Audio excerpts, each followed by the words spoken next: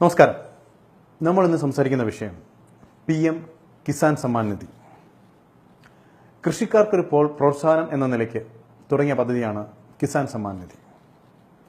ഒരു കാലത്ത് നമ്മുടെ പത്രമാധ്യമങ്ങളിലെല്ലാം തന്നെ നിറഞ്ഞു നിന്ന ഒരു സാമൂഹിക വസ്തുതയുണ്ടായിരുന്നു: കർഷക ആത്മഹത്യ.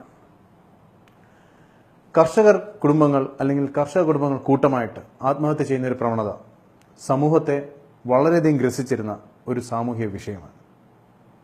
പക്ഷേ ഈ പ്രതിസന്ധിക്ക് ഒരു പരിധിവരെ ഒരു താങ്ങായി വന്ന പദ്ധതിയാണ് കിസാൻ സമ്മാൻ നിധി. പലപ്പോഴും പത്രമാധ്യമങ്ങൾ നമ്മൾ വായിക്കുന്നത് റബ്ബറിന്റെ താങ്ങുവില, അല്ലെങ്കിൽ കേര കർഷകരുടെ പ്രതിസന്ധി, ഇങ്ങനെയുള്ള വസ്തുതകൾ പലപ്പോഴും കാലങ്ങളായി നിലനിൽക്കുന്ന പ്രശ്നങ്ങൾ തന്നെയാണ്. ഇന്നും ഈ പ്രശ്നങ്ങളെല്ലാം തന്നെയും പല രീതിയിൽ നമ്മൾ നോക്കുമ്പോൾ സമൂഹത്തിന്റെ പല മേഖലകളെ ഗ്രസിക്കുന്ന രീതിയിൽ വ്യാപിച്ചിരിക്കുന്ന ഒരു പ്രതിസന്ധി തന്നെയാണ്. എന്താണ് കിസാൻ സമ്മാൻ നിധി? ഇതുകൊണ്ട് എന്താണ് കർഷകർക്കുള്ള പ്രയോജനം ഒന്ന് നമുക്ക് ആദ്യം മനസ്സിലാക്കാം. പ്രധാനമന്ത്രി കിസാൻ സമ്മാൻ നിധി എന്നുള്ള ഈ പദ്ധതിയുടെ ഭാഗമാകുന്ന വ്യക്തിക്ക് പ്രതിവർഷം 6000 രൂപയാണ് ലഭിക്കുന്നത്. പ്രധാനമായിട്ടും 2000 രൂപ വെച്ച് 3 ഗഡുക്കളായിട്ടാണ് നിലവിൽ ഇത് ലഭിക്കുന്നത്. എന്താണ് കിസാൻ സമ്മാൻ നിധിയുടെ ഭാഗമാകാൻ ഒരു വ്യക്തി ചെയ്യേണ്ട കാര്യങ്ങൾ? പ്രധാനമായിട്ടും 4 കാര്യങ്ങൾ. ഒന്ന്, അദ്ദേഹത്തിൻ്റെ ബാങ്കിൻ്റെ പാസ്ബുക്കിൻ്റെ copy. 2, ration card, Aadhaar card, land tax. ഈ 4 കാര്യങ്ങൾ കൃത്യമായിട്ടും ആരാണോ അപേക്ഷിക്കുന്നത് ആ അപേക്ഷേൻ്റെ പേരിൽ കൃത്യമായിട്ടുണ്ടായിരിക്കേണ്ട വസ്തുതകളാണ്. ഇതിന് ഫോം നമുക്ക് കൃത്യമായിട്ട് തന്നെ ഡൗൺലോഡ് ചെയ്യാൻ പറ്റുന്നതാണ്. ആ ഫോം ലഭ്യമാവുന്നതാണ്. കൃഷിഭവനിലോ സമീപിക്കുകയാണെങ്കിൽ അവർ കൃത്യമായിട്ട് ആ ഫോം നൽകുന്നതാണ്. കേരളത്തിൽ നിലവിൽ 33 ലക്ഷം പേർക്കാണ് ഈ കിസാൻ സമ്മാൻ നിധിയുടെ ഭാഗമായി ബെനിഫിഷ്യറി ആയി മാറിയിരിക്കുന്നത്. ഇത്രയും പേർക്ക് 6000 രൂപ വെച്ച് ഈ ഒരു വർഷം തന്നെ ലഭിച്ചിരിക്കുകയാണ്. പ്രധാനമന്ത്രി ഒറ്റ ക്ലിക്കിൽ ഇത്രയും പേർക്ക് ലഭിച്ചു എന്നുള്ളത് ഈ ഓഗസ്റ്റ് 15 നമ്മൾ പലപ്പോഴും പല മാധ്യമങ്ങളിലൂടെയും അറിഞ്ഞ വസ്തുതയാണ്.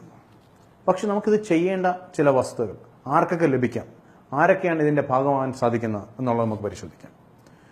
നിലവിൽ പ്രൊഫഷണൽ ആയിട്ടുള്ള വ്യക്തികൾ അല്ലെങ്കിൽ സർക്കാർ ഉദ്യോഗസ്ഥർ, പ്രൊഫഷണൽസ് എന്ന് പറയുമ്പോൾ കൃത്യമായിട്ട് പറയുകയാണെങ്കിൽ എഞ്ചിനീയേഴ്സ്, ഡോക്ടേഴ്സ് അല്ലെങ്കിൽ അഡ്വക്കേറ്റ്സ്, ഇങ്ങനെയുള്ള വ്യക്തികൾക്കൊന്നും തന്നെ ഇത് ലഭിക്കുന്നതല്ല.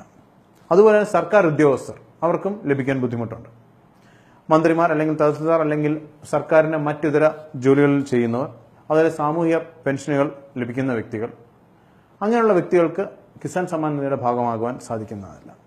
അതുപോലെ തന്നെ മറ്റൊരു വസ്തുത, നിലവിൽ അടയ്ക്കുന്ന ടാക്സ്, ആ ടാക്സ് 10000 രൂപയ്ക്ക് മുകളിൽ ടാക്സ് അടയ്ക്കുന്ന വരുമാന സർട്ടിഫിക്കറ്റ് നൽകുന്ന വ്യക്തികൾക്കും കിസാൻ സമ്മാൻ നിധിയുടെ ഭാഗമാകുവാൻ സാധിക്കുന്നതല്ല. കൃത്യമായിട്ടും പല സ്ഥലങ്ങളിലും നമ്മൾ കണ്ടുവരുന്നൊരു വസ്തുത, കാരണം വില്ലേജ് ഓഫീസിൽ നിന്നും ഇതിൻ്റെ ഡീറ്റെയിൽസ് നമ്മൾ കൊടുക്കേണ്ടതായിട്ട് വരുന്നുണ്ട്. ഈ കിട്ടുന്ന ഡീറ്റെയിൽസ് എല്ലാം തന്നെ കൃത്യമായിട്ട് കൃഷിഭവനിൽ സബ്മിറ്റ് ചെയ്യുകയാണെങ്കിൽ കൃഷി ഓഫീസറുടെ സാന്നിധ്യത്തിലാണ് ഈ ഡീറ്റെയിൽസ് എല്ലാം തന്നെ വെരിഫൈ ചെയ്യുന്നത്.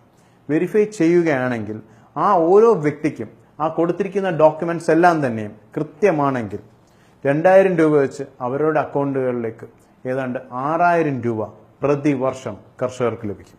കേരളത്തിൽ നിലവിൽ 33 ലക്ഷം പേർക്ക് മാത്രമാണ് കിസാൻ സമ്മാൻ നിധിയുടെ പ്രയോജനം ലഭിച്ചിരിക്കുന്നത്.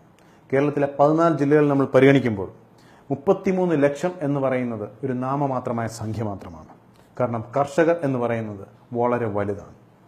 കേരളത്തിലെ പ്രധാനപ്പെട്ട ജില്ലകളായ ഇടുക്കി, വയനാട്, അതുപോലെ കോട്ടയം തുടങ്ങിയ ജില്ലകളിൽ ഏറ്റവും അധികം കാർഷിക മേഖലയെ ആശ്രയിച്ചാണ് ജനങ്ങൾ ജീവിക്കുന്നത്. ഈ ജില്ലകൾക്കെല്ലാം തന്നെയും ഇതിൻ്റെ പ്രയോജനം ലഭിക്കണമെങ്കിൽ താഴെത്തട്ടിൽ ഇതിൻ്റെ അറിവ് ലഭിക്കണം എന്നുള്ള വസ്തുത നമ്മൾ മനസ്സിലാക്കിയേ പറ്റൂ. തീർച്ചയായിട്ടും നമ്മുടെ കൃഷി ഓഫീസുകളിലും അതുപോലെ തന്നെ രാഷ്ട്രീയ പാർട്ടികളും ഇതിന് മുൻകൈ എടുക്കുകയാണെങ്കിൽ വരും ദിവസങ്ങളിൽ സാമൂഹിക പ്രതിബദ്ധത അല്ലെങ്കിൽ സാമൂഹിക നന്മ എന്നുള്ള വസ്തുത നമ്മൾ അംഗീകരിക്കേണ്ടി വരും. ഇത്തരത്തിലുള്ള പദ്ധതികൾ ജനങ്ങളിലേക്ക് എത്തേണ്ടത് ഇന്നത്തെ കാലഘട്ടത്തിൻ്റെ അനിവാര്യതയാണ്. വരും ദിവസങ്ങളിൽ ഇങ്ങനെയുള്ള പദ്ധതികൾ താഴെത്തട്ടിലെത്തുവാൻ നമ്മൾ ഓരോരുത്തരും യത്നിക്കാം എന്ന് പ്രത്യാശിച്ചുകൊണ്ട് നിർത്തുന്നു. നമസ്കാരം.